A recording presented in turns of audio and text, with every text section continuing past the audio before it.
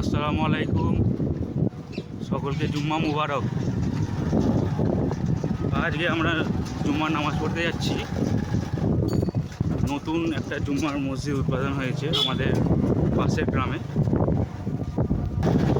দক্ষিণ সাঁকড়ায় তিনবাটি বলে টাইগার ক্লাবের আশপাশে। ওখানে মসজিদের নাম হচ্ছে দক্ষিণ সাঁকড়াইল বাইতুল মামুর জুম্মা মসজিদ।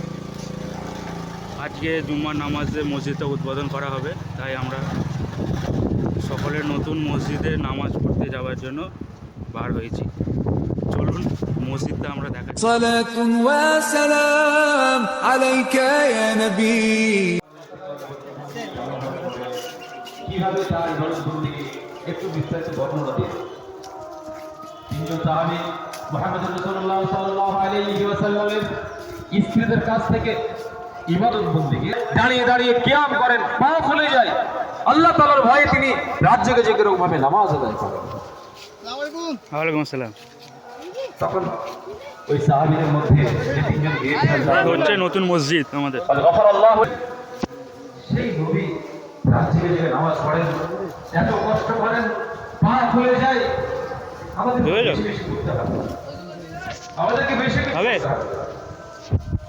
তারা তিনজনের মধ্যে একজন বলল,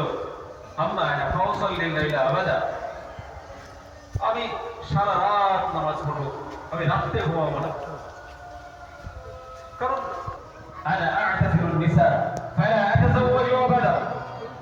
আমি বেশি বেশি ইবাদতবন্দেগী করার জন্য বিয়ে শাদী করবো না। বিয়ে শাদী করা ঝামেলা, বিয়ে শাদী করবো, স্ত্রী নিয়ে ঝামেলা, ছেলে মেয়ে নিয়ে ঝামেলা। ওই ঝামেলাতে না গিয়ে শুধু আল্লাহ তাআলার সন্তুষ্টির জন্য ইবাদতবন্দেগী করে যাবো, এই বিয়ে এবং এই ঝামেলাতে জড়াবো। তিনজন ব্যক্তি লাকিন্নী আসুমু ওয়া উফতিরু ওয়া উসাল্লি ওয়া আরকুদু ওয়া আতাযাওয়াজু নিসা ফামান রাগিবা আন সুন্নতি ফালাইসা মিন্নি।